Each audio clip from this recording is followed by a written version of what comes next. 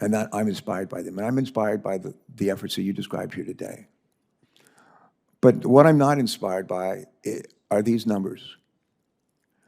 In a country, in a world where we in the United States have less than 5% of the world's population, we've recorded more than 25% of the world's deaths from COVID-19.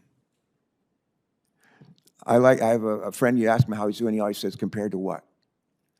And I'm just say, I just want to compare the US to what? And we're at 117,000 and counting. New Zealand, 22. Singapore, 25. Taiwan, 7. Australia, 102. Canada, 7,800. South Korea, 274.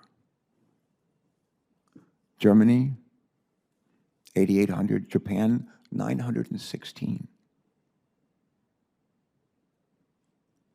China, and I don't know that I believe these numbers, but with 1.4 billion people, they're reporting less than 10,000 deaths. Even if you double that, it's still only 20.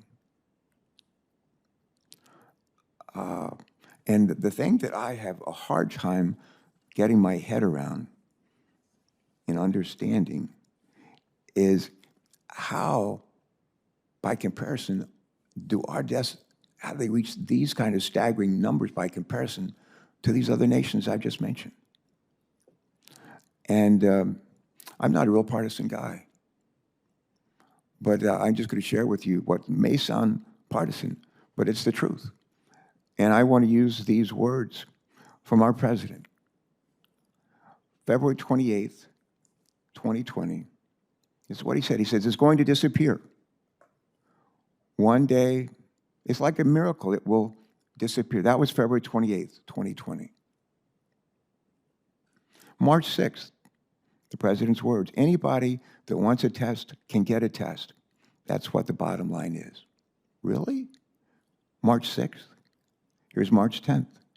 The same president, he said, this was unexpected, and we're prepared, and we're doing a great job with it.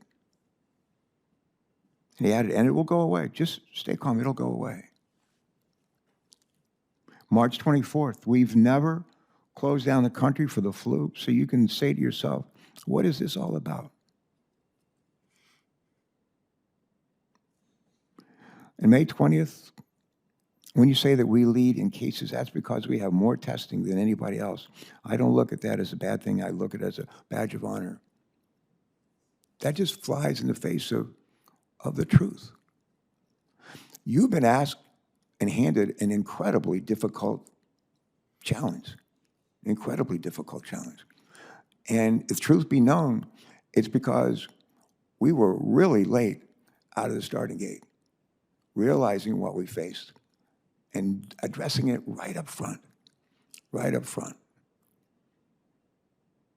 A fellow who used to be the head of the General Motors used to say, leadership is staying out of step when everyone else is marching to the wrong tune.